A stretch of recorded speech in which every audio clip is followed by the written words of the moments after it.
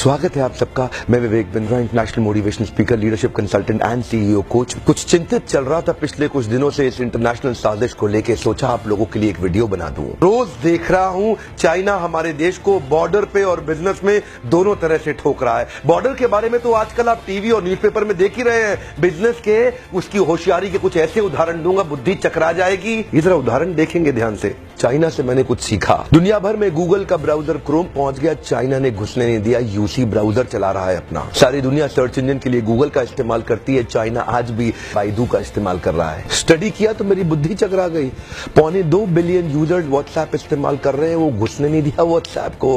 क्या कहते हैं, वीचैट ही इस्तेमाल करेंगे। चाइना के लोग देशभक्ति को लेकर बहुत मजबूत हैं। अपने देश के home grown online entrepreneur Jack Ma को सपोर्ट करने के लिए, अलीबाबा को बढ़ाने के लिए आज तक अमेज़न को घुसने नहीं दिया इन लोगों ने चाइना में।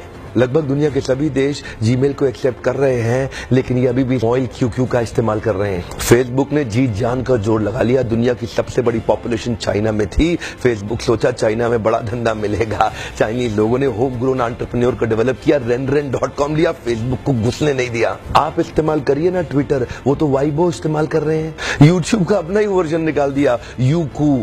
अपने देश के इंडिविजुअल्स और कॉर्पोरेट की बढ़ोतरी और बेहतरी के लिए पूरा देश इकट्ठा खड़ा हो जाता है इनका।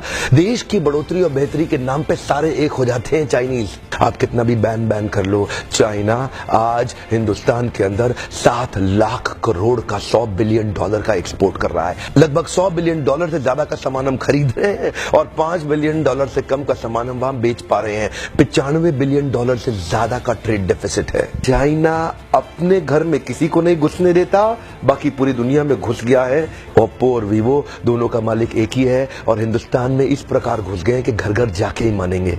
Electronic goods, machinery, organic chemicals, iron and steel, transport equipment, medical pharma products, textile and yarn fabric, सब कुछ तो हम चाइना से लेने को तैयार हो गए हैं। अब ये जिम्मेदारी केवल हमारे देश की सरकार की नहीं रहेगी कि वो बॉर्डर पे लड़ती रहे। अब ये जिम्मेदारी हर भारतीय की हो गई है कि हम अपने व्यापारियों को उठाएं और मिलकर के एक हो जाएं। देश की जनता को एक होना बहुत जरूरी है। अगर देश में खुशहाली आएगी तो फायदा सबका होगा। देश में खुशहाली आएगी तो फायदा सबका होगा। आज एक ऐसे व्यक्ति की बात करूंगा जिसके बारे में मैंने पढ़ा तो मेरी बुद्धि चकरा गई। मेजर ध्यानचंद, ये हॉकी के जादूगर माने जाते थे। इंडिया की टीम को हॉकी में वर्ल्ड कप में एज ए कैप्टन ये लीड कर रहे थे। जर्मनी ओलंपिक्स फाइनल अपने होम ग्राउंड के अंदर जर्मनी को जब रौंद दिया तो हिटलर वहां से चला गया। शाम को ध्यानचंद को अपने घर में बुला के पूछा, तुम एक्चुअली करते क्या हो हॉकी के अलावा? तो बोले, मैं लांस नायक सूबेदार, एक छोटा सा सिपाही भारत की आर्मी में हूँ। तो उसी समय जर्मनी के तानाशाह हिटलर ने उनसे कहा, सुनो एक काम करो, जर्मनी से हॉकी खेलना शुरू कर दो, मेरे देश में आ जाओ, तुम्हें आज ही एयरफील्ड मार्शल बना दूंगा। वैसे भी तुम अपने देश के अंदर तो लांस नायक सूबेदार,